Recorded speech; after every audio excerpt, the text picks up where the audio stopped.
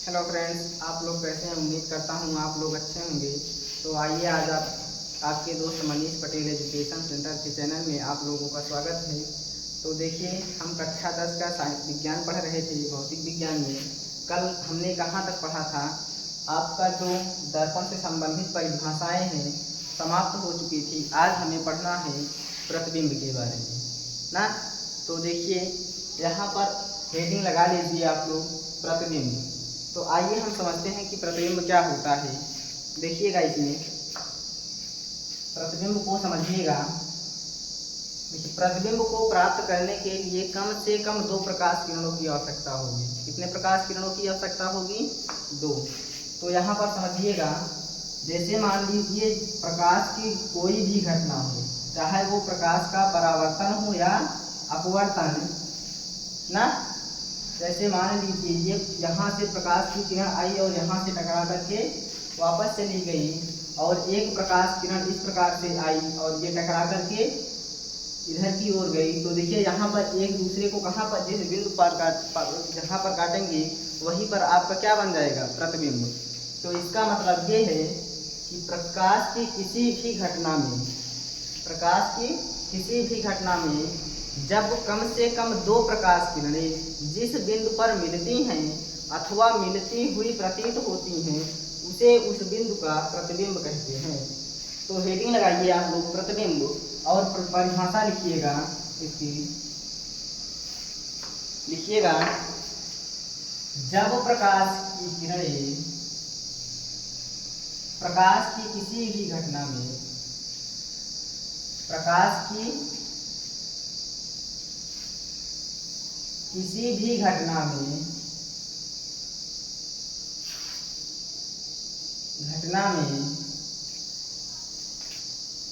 कम से कम 2 प्रकाश किरणें, 2 प्रकाश किरणें जिस बिंदु पर मिलती हैं, जिस बिंदु पर मिलती हैं अथवा मिलती हुई प्रतीत होती हैं, मिलती हुई प्रतीत होती हैं, उसे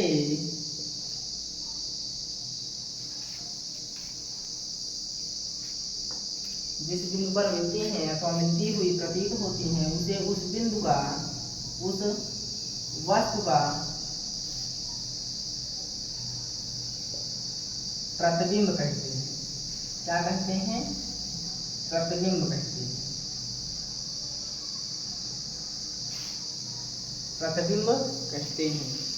तो आप लोग समझ पाए होंगे, जब प्रकाश की किसी भी घटना में कम से कम 2 प्रकाश किरणें जिस बिंदु पर मिलती हैं अथवा मिलती हुई प्रतीत होती हैं, उसे उस वस्तु का प्रतिबिंब कहते हैं ना।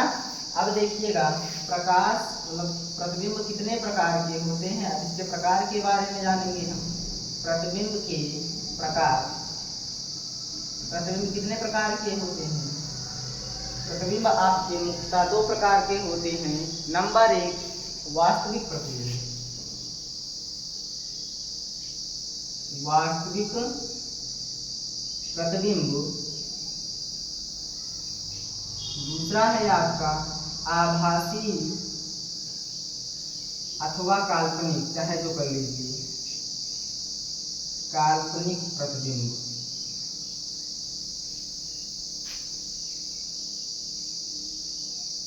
ना। जैसे देखिएगा, समझिए, इसमें यहाँ पर पहला आपका है वास्तविक प्रतिबिंब, दूसरा है आभासी अथवा काल्पनिक प्रतिबिंब। तो पहली हेडिंग समझेंगे हम, आपका वास्तविक प्रतिबिंब क्या होता है। तो वास्तविक प्रतिबिंब देखिए,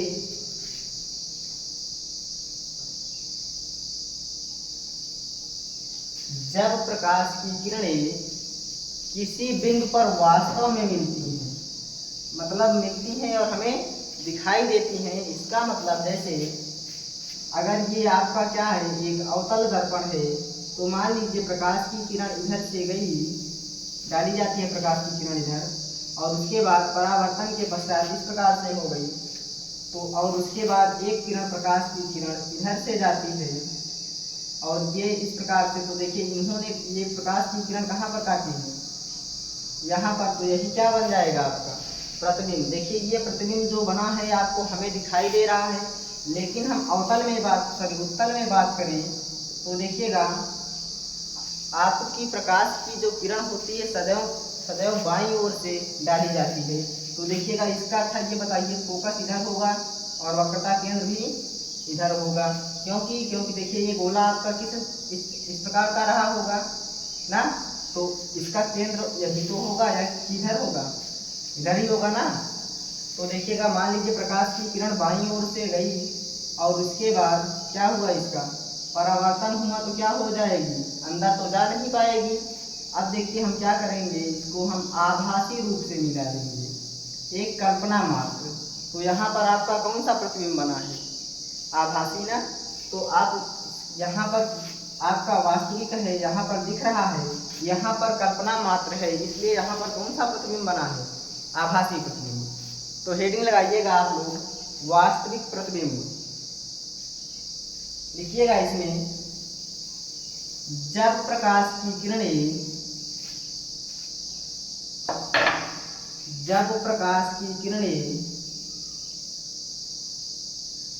परावर्तन के पश्चात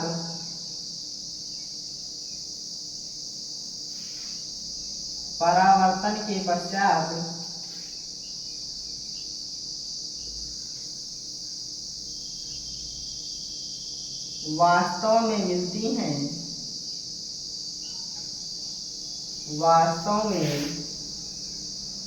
मिलती हैं, तो उसे उस वस्तु का वास्तविक प्रतिबिंब कहते हैं। तो उसे उस वस्तु का वास्तविक प्रतिबिंब कहते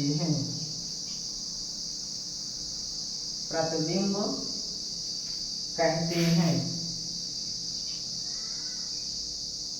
और दूसरा हेडिंग है दूसरा नंबर है आपका आभासी प्रतिबिंब। चलिए इसको हम बोल दे रहे हैं, आप लोग लिख लीजिए। लिखिएगा, जब प्रकाश की किरणें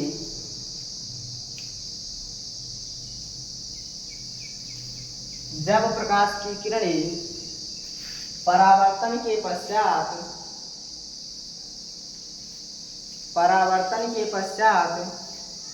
मिलती हुई प्रतीत होती हैं, तो उसे उस वस्तु का आभासी अथवा काल्पनिक प्रतिबिंब कहते हैं। इसलिए तो उसे उस वस्तु का आभासी अथवा काल्पनिक प्रतिबिंब कहते हैं। समझ में आया। अब देखिए आगे चलते हैं, रफ कर दिया जाए, स्क्रीनशॉट लेना हो तो ले लीजिए। देखिए अब आगे चलते हैं, देखिएगा प्रतिबिंब आपने पढ़ लिया, प्रतिबिंब के प्रकार। अब देखेंगे प्रतिबिंब बनाने के नियम।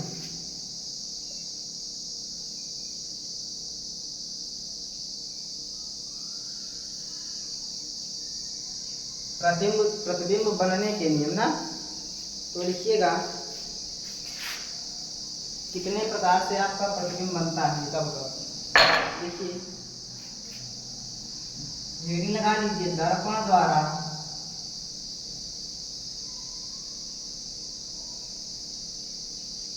प्रतिबिंब बनाने के नियम।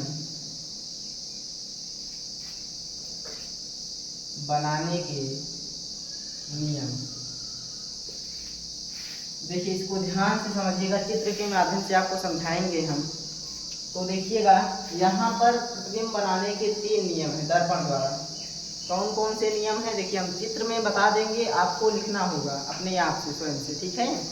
तो देखिएगा आपका पहला नियम है,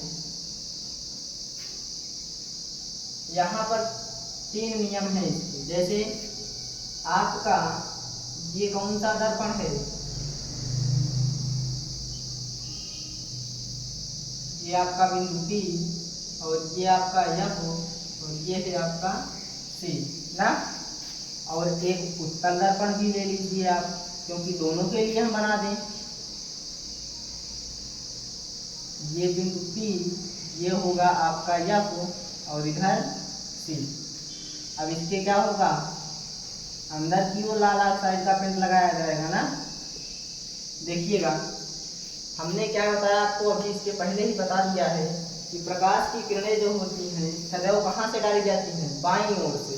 तो देखिए आपका बायां ये है, तो देखिएगा जब प्रकाश की किरणें मुख्य अक्ष के समांतर जाती हैं, किसके समांतर जाती हैं, मुख्य अक्ष के समांतर जाती हैं, तो परावर्तन के पश्चात मुख्य फोकस से होकर जाती हैं। कहाँ से होकर जाती हैं, मुख्य फोकस से होकर जाती हैं अथवा जाती हुई प्रतीत होती है। देखिए ये भी आपका अगर मुख्य अक्ष के समांतर जाएगा तो परावर्तन इसका इस प्रकार से हो जाएगा, लेकिन काल्पनिक रूप से हम इसको इस प्रकार से मिलाएंगे। तो समझ में आया कि नहीं, ये पहला नियम है आपका। जब प्रकाश की किरणें मुख्य अक्ष के समांतर जाती हैं तो परावर्तन के पश्चात मुख्य फोकस से होकर जाती हैं अथवा जाती हुई प्रतीत होती हैं। समझ में आया। पहले नियम में आप लोग चित्र बनाइए और लिख सकते हो, जब प्रकाश की किरणें मुख्य अक्ष के समांतर जाती हैं तो परावर्तन के पश्चात मुख्य फोकस से होकर जाती हैं अथवा जाती हुई प्रतीत होती हैं ना। अब देखिएगा दूसरा क्या है आपका, जस्ट इसी का उल्टा है। ये आपका मान लीजिए एक क्या है, दर्पण है, कौन सा, अवतल। इसका फोकस इधर की ओर और ये आपका वक्रता केंद्र मान लीजिए, और एक दर्पण है आपका उत्तल, ये बिंदु P और ये आपका F रहा, ये C। इसके अंदर की ओर लाल ऑक्साइड का पेंट लगाएंगे और ये कौन सा दर्पण बन जाएगा आपका, उत्तल दर्पण। तो लेगा देखिए दूसरा नियम क्या कहता है, ये बताता है कि अगर मुख्य फोकस से अगर कोई प्रकाश की किरण जा रही है, कहाँ से, मुख्य फोकस, तो वह परावर्तन के पश्चात मुख्य अक्ष के समांतर हो जाती है। कहाँ से, मुख्य फोकस से होकर जाती हुई। देखिए इसमें क्या हो रहा है, वास्तव में किरण जा रही है, लेकिन यहाँ पर क्या, अच्छा ये बताइए आप, यहाँ से हम अगर मुख्य फोकस पर ले जाना चाहें तो क्या ये जाएगी, नहीं, लेकिन हम क्या करेंगे, ये परावर्तन के पश्चात मुख्य अक्ष के समांतर हो जाएगी, इसको आभासी रूप से हम ले जाएंगे। तो यहाँ पर कहाँ से, मुख्य फोकस से जा रही थी लेकिन नहीं गई, उसके बाद क्या हो गई, समांतर हो गई। तो इसमें दूसरा नियम आप लिख सकते हो, मुख्य फोकस से होकर जाने वाली प्रकाश की किरणें परावर्तन के पश्चात मुख्य अक्ष के समांतर हो जाती हैं। मुख्य अक्ष जानते हो कि नहीं, ये रहा मुख्य अक्ष, मुख्य अक्ष, ये मुख्य अक्ष, ये रहा ये ना। तो समझ में आई कि नहीं इतनी बात। पहला नियम, मुख्य अक्ष के समांतर जाने वाली प्रकाश की किरणें परावर्तन के पश्चात मुख्य फोकस से होकर जाती हैं अथवा जाती हुई प्रतीत होती हैं। दूसरा नियम एक बार रिवाइज कर देते हैं, मुख्य फोकस से होकर जाने वाली अथवा जाती हुई प्रतीत होने वाली प्रकाश की किरणें परावर्तन के पश्चात मुख्य अक्ष के समांतर हो जाती हैं। अब दोनों को रफ किया जाए और तीसरा नियम बताया जाए, नीचे नहीं बता सकते। अगला देखिएगा, तीसरा नियम क्या है इसका, ये आपका कौन सा दर्पण है, बार बार वही बनवा रहे हो आप लोग, अगर समझ में ना आए तो बेकार है। देखिए ये बिंदु आपका रहा P और हम यहाँ पर मानते हैं ये आपका फोकस और ये वक्रता केंद्र, और ये कौन सा दर्पण है आपका, एक उत्तल दर्पण बना लीजिए, नाम दे दीजिए P, इधर F और इधर सी ना। तो अब देखिएगा, हमने पहले ही बताया है जो प्रकाश की किरण जाएगी कहाँ से हो, मतलब किधर से डाली जाती है, बाईं ओर से, याद रखिएगा इसको। तो तीसरा नियम है आपका, वक्रता केंद्र से होकर जाने वाली प्रकाश की किरणें, कहाँ से होकर जाने वाली, वक्रता केंद्र से होकर जाने वाली प्रकाश की किरणें परावर्तन के पश्चात पुनः उसी मार्ग में वापस लौट जाती हैं। देखिए अवतल में क्या होता है, लौट जाती हैं, लेकिन देखिए यहाँ पर जब यहाँ से मान लीजिए अगर हम वक्रता केंद्र से ले जाना चाहें तो देखिएगा क्या होगा, यहाँ से तो उसी मार्ग में वापस लौटेंगी, लेकिन हम क्या करेंगे, इसको आभासी रूप से ले जाएंगे। इधर से प्रकाश की किरण आ रही है और क्या हो रही है, वापस उसी मार्ग में चली जा रही है। तो देखिए तीसरा नियम लिख लीजिए, वक्रता केंद्र से होकर जाने वाली, किसके वक्रता केंद्र से, दर्पण के वक्रता केंद्र से ना। देखिएगा दर्पण के वक्रता केंद्र से होकर जाने वाली अथवा जाती हुई प्रतीत होने वाली प्रकाश की किरणें परावर्तन के पश्चात पुनः उसी मार्ग में वापस लौट जाती हैं। पुनः उसी मार्ग में वापस लौट जाती हैं।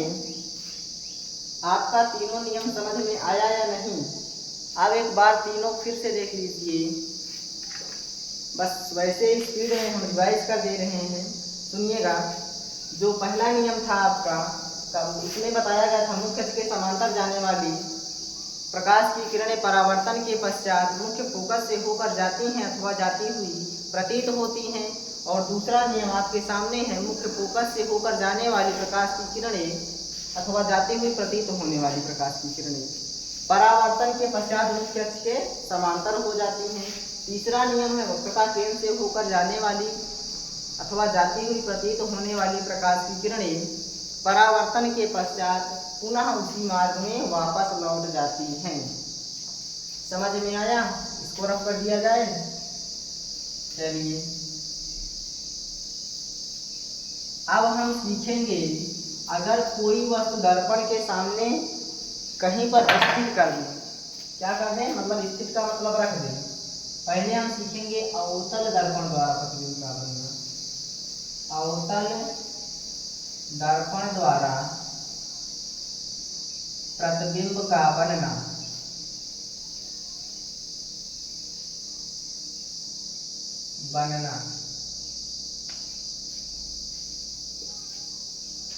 देखिएगा, समझिए इसको। अवतल दर्पण द्वारा प्रतिबिंब कैसे बनता है। हम क्या करेंगे, मान लीजिए आपका अवतल दर्पण है एक ना, ये इसका ध्रुवी है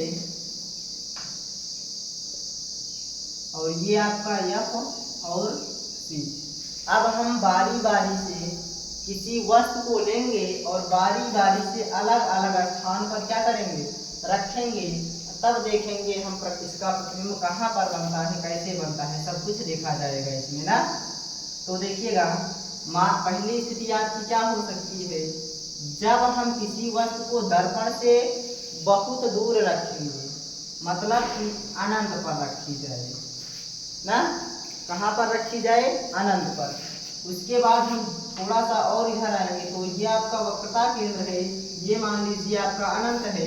तो दूसरी स्थिति में हम वस्तु को कहाँ रख सकते हैं, अनंत और वक्रता केंद्र के मध्य। समझ में आई इतनी बात? उसके बाद देखिएगा, फिर उसके इधर आइए तो कहाँ पर रख सकते हैं, वक्रता केंद्र पर रख सकते हैं। फिर उसके बाद इधर आकर देखेंगे कि अगर हम यहाँ पर वस्तु को रखें तो इसका प्रतिबिंब कहाँ पर बनेगा। फोकस पर रख करके देखेंगे तब इसका प्रतिबिंब कहाँ पर बनेगा। उसके बाद ये आपका ध्रुव है, ध्रुव और फोकस के मध्य रखेंगे तब इसका प्रतिबिंब कहाँ पर बनेगा। तो देखिए कितने स्थितियाँ हुई, एक स्थिति, दो स्थिति, तीन स्थिति, 4, 1, 5, 1, 6 स्थितियाँ हुई हैं आपकी। अब हम बारी बारी से वो स्थितियों को देखेंगे कि इसका प्रतिबिंब कहाँ पर और कैसे बनता है।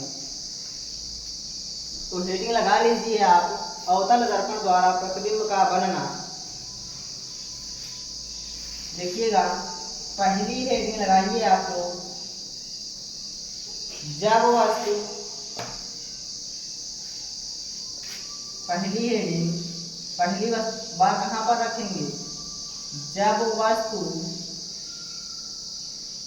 अनंत पर स्थित हो, अनंत पर स्थित हो। अब देखिए, बनाइए एक दर्पण।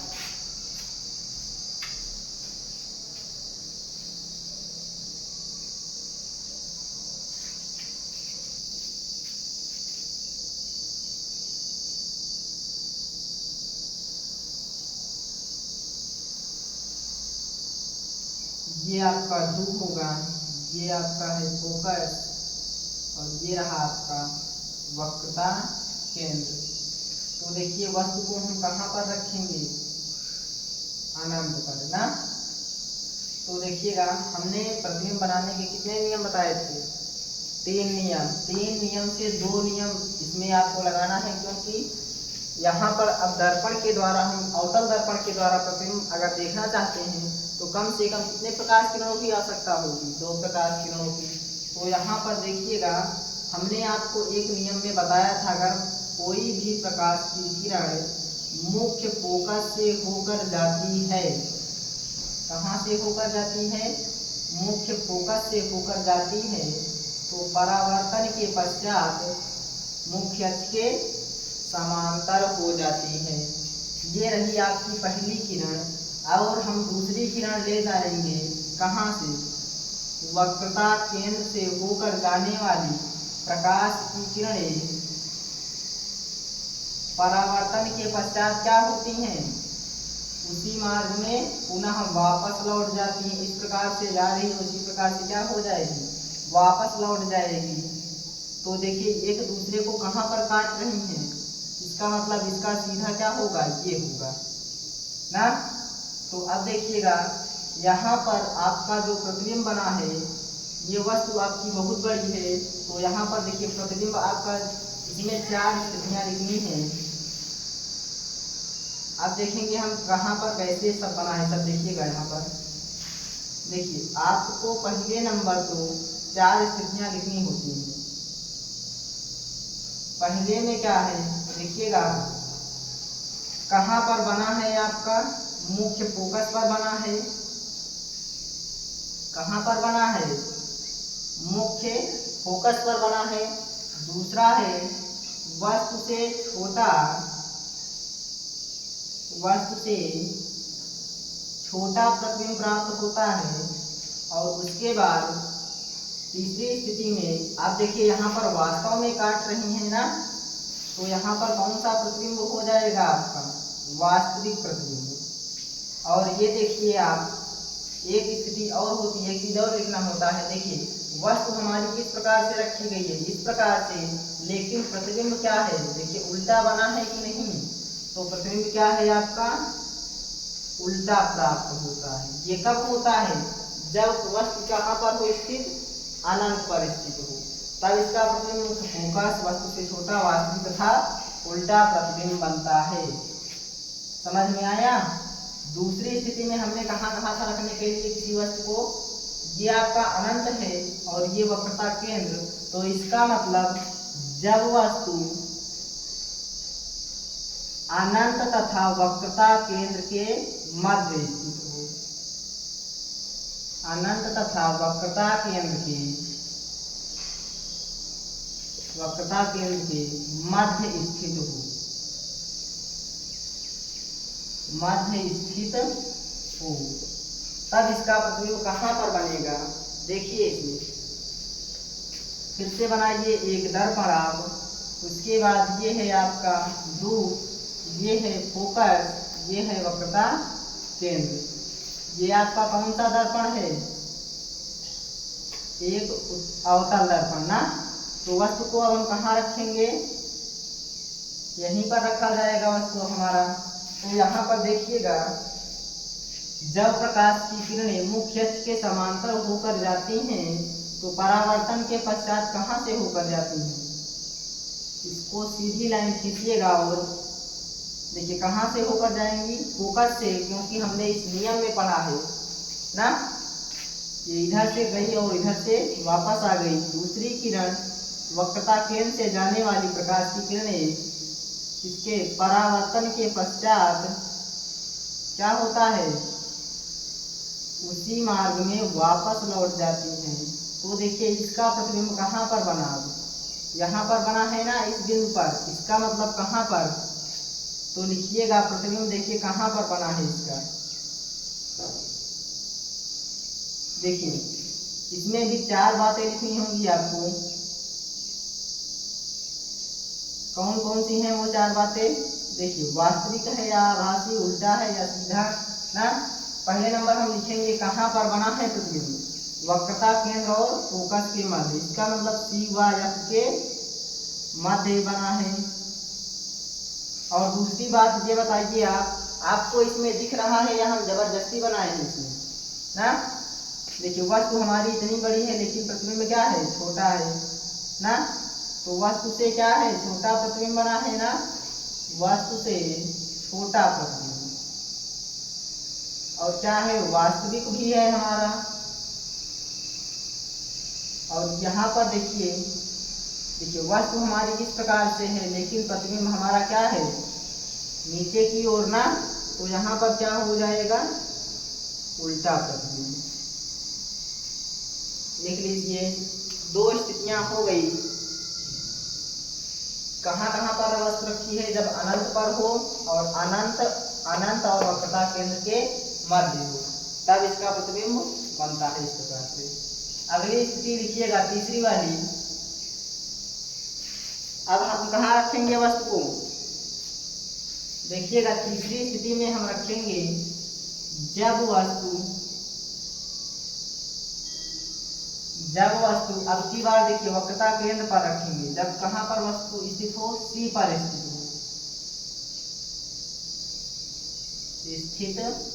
हो। तो देखिए रखिएगा, ये आपका बिंदु P, ये आपका F, ये है आपका C। ये कौन सा दर्पण के लिए बता रहे हैं हम आपको? अवतल के लिए ना। तो रख दीजिए यहाँ पर। इस प्रकार से अगर हम वस्तु को रखे हैं तो देखिए समझिए इसको। मुख्य अक्ष के समांतर जाने वाली प्रकाश की किरणें परावर्तन के पश्चात मुख्य फोकस से होकर जाती हैं और उसके बाद फोकस से होकर जाने वाली प्रकाश की किरणें कहाँ से होकर जाने वाली? फोकस से होकर जाने वाली प्रकाश की किरणें कहाँ से होकर जाती हैं?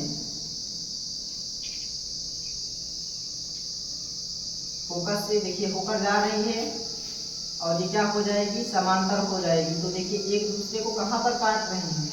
यहाँ पर। वस्तु हमारी इस प्रकार से रखी है लेकिन एक दूसरे को इस प्रकार से काट रहे हैं।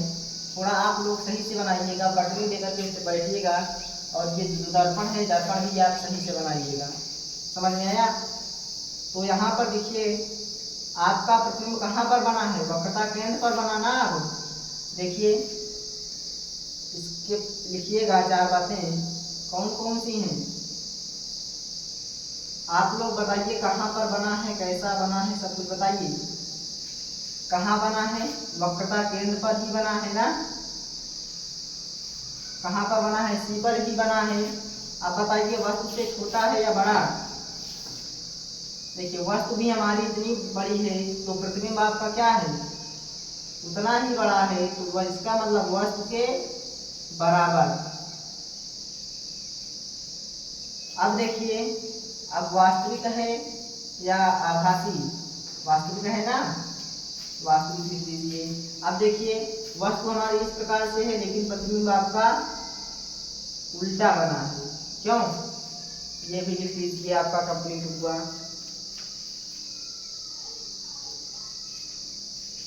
अब अगला लिखिएगा,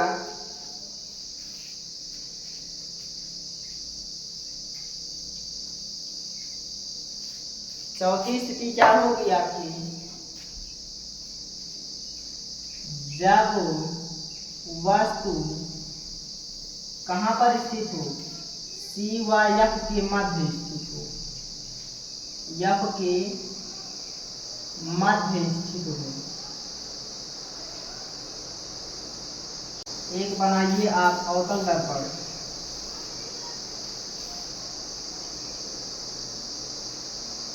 ये आपका बिंदु P, ये है एफ, ये है सी। अब वस्तु को हम कहाँ पर रखेंगे ना, तो मुख्य अक्ष के समांतर जाने वाली प्रकाश की किरणें परावर्तन के पश्चात फोकस से होकर जाएंगी और उसके बाद फोकस से होकर जाने वाली प्रकाश की किरणें, फोकस से होकर जाने वाली प्रकाश की किरणें परावर्तन के पश्चात मुख्य अक्ष के समांतर हो जाएंगी।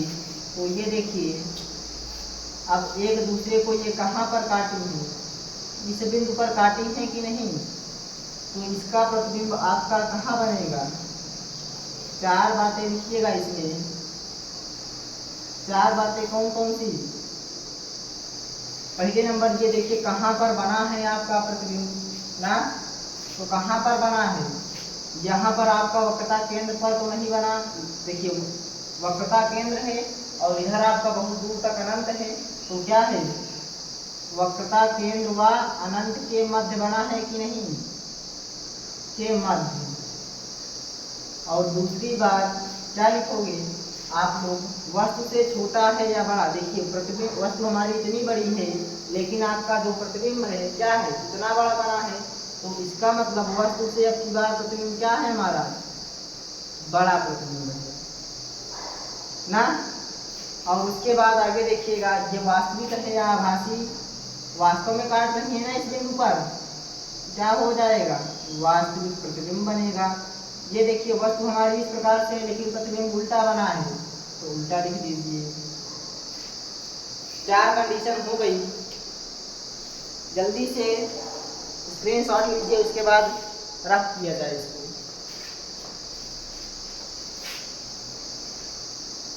पांचवी स्थिति देखिएगा, पांचवी स्थिति में हम कहाँ रखेंगे वस्तु को, जब वस्तु एफ पर स्थित हो, मतलब मुख्य फोकस पर स्थित हो। देखिएगा ये है आपका एक अवतल दर्पण,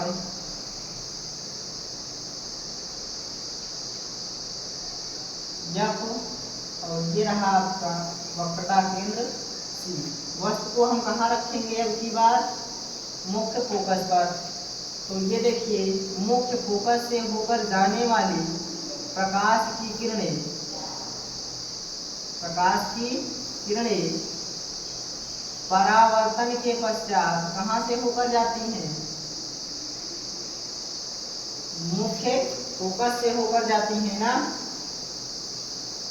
और दूसरी स्थिति में आप हमें ये बताइए, जो प्रकाश की किरण वक्रता केंद्र से होकर जब जाएगी, कहाँ से होकर जाने वाली, वक्रता केंद्र से होकर जाने वाली प्रकाश की किरणें परावर्तन के पश्चात क्या हो जाती हैं, उसी मार्ग में पुनः वापस लौट जाती हैं। देखिएगा ये दोनों किरणें क्या हैं, क्या एक दूसरे के समांतर हैं, क्या नहीं। इसका मतलब थोड़ा थोड़ा क्या हो रही है, पास में आ रही हैं, तो कहीं ना कहीं पर जाकर के इनका प्रतिबिंब बनेगा। इसका मतलब बहुत दूर, इसका मतलब है कि बहुत दूर बनेगा, यानी अनंत पर बनेगा ना। तो अब देखिएगा प्रतिबिंब की स्थितियां लिखिएगा आप, कहाँ पर बना है, अनंत पर बनेगा इसका प्रतिबिंब। और दूसरी बात है वस्तु से बहुत बड़ा बनेगा, वस्तु तो आप कितनी छोटी है लेकिन प्रतिबिंब का होगा बहुत बड़ा होगा ना, वस्तु से बड़ा प्रतिबिंब। और तीसरी बात क्या होगी आपकी, यहाँ पर देखिए काटेंगे कहीं ना कहीं, तो दूर जाकर काटेंगी तो वास्तव में काटेंगी, तो यहाँ पर कौन सा प्रतिबिंब बनेगा आपका, वास्तविक से। और उसके बाद चौथी बात लिखिएगा देखिए आपकी वस्तु इस प्रकार से रखी गई है, लेकिन प्रतिबिंब क्या है, नीचे की ओर बन रहा है। इसका मतलब ये आपका उल्टा प्रतिबिंब बन रहा है। समझ में आया? अब लिखिएगा अगला लास्ट वाला, 60वीं स्थिति में कहां पर रखी जाएगी वस्तु? देखिएगा 60वीं स्थिति में जब वस्तु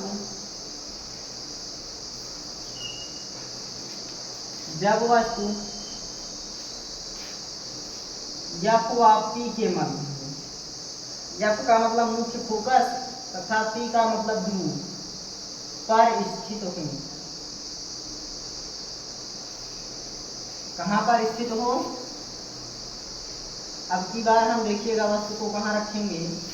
ये है आपका एक अवतल दर्पण। हमारी राइटिंग थोड़ा अच्छी है, आप लोग समझ लीजिएगा। देखिए ये है P और ये है आपका फोकस, ये है वक्रता केंद्र ना। अब देखिए हम वस्तु को कहाँ रखेंगे, ये P और F के मध्य। तो अब ये देखिए मुख्य अक्ष के समांतर जाएगी प्रकाश की किरण, परावर्तन के पश्चात कहाँ से होकर जाएगी, यहाँ से होकर जाएगी ना। अब देखिएगा दूसरी किरण हम कहाँ से ले जाएंगे, वक्रता केंद्र से होकर जाने वाली प्रकाश की किरण परावर्तन के पश्चात क्या हो जाती है, इसी वक्रता केंद्र से जब जाएगी प्रकाश की किरण तो क्या हो जाएगी, परावर्तन जब होगा इसका तो उसी मार्ग में क्या हो जाएगी, वापस लौट आएगी। तो अब देखिए ये किरणें आपको कहाँ पर, कहीं पर काटेंगी, क्योंकि ये एक दूसरे से दूर जा रही हैं, ये आगे इधर कहीं नहीं काटेंगी। तो हम इसको क्या करेंगे, पीछे की ओर बढ़ाएंगे इसको इस प्रकार से ना, बढ़ा देंगे। तो देखिए जहां पर काटेंगे वहीं पर क्या हो जाएगा, इसका प्रतिबिंब बन जाएगा। तो इसका मतलब क्या है, इसका प्रतिबिंब कहां पर बना, ये दर्पण के पीछे। तो इसमें 4 बातें लिखिएगा, कौन कौन सी होंगी इसमें। नंबर 1 में लिखिएगा प्रतिबिंब में पहली बात क्या होगी, दूसरी और तीसरी चौथी। पहला देखिए हम पहले लिखते हैं कहाँ पर बना है, तो यहाँ पर दिखाते थे मतलब कहाँ पर बना है ये लिखते थे। तो यहाँ पर कहाँ बना है, दर्पण के पीछे बना है, दर्पण के पीछे बना है। अब ये बताइए आपका वस्तु से बड़ा प्रतिबिंब बना है कि छोटा,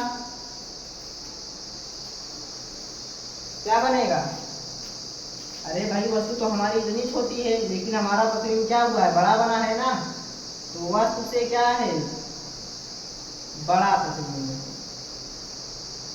और उसके बाद बताइए वास्तविक है या आभासी।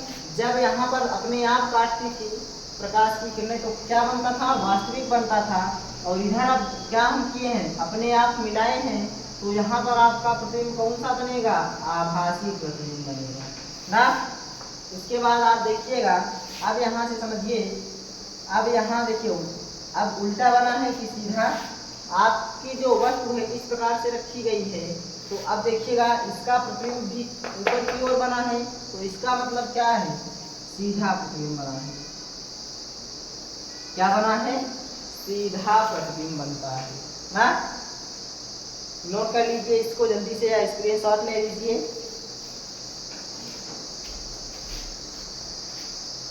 चलिए फिर अब मिलते हैं हम अगले टॉपिक के साथ अगली वीडियो में, तब तक के लिए बाय बाय।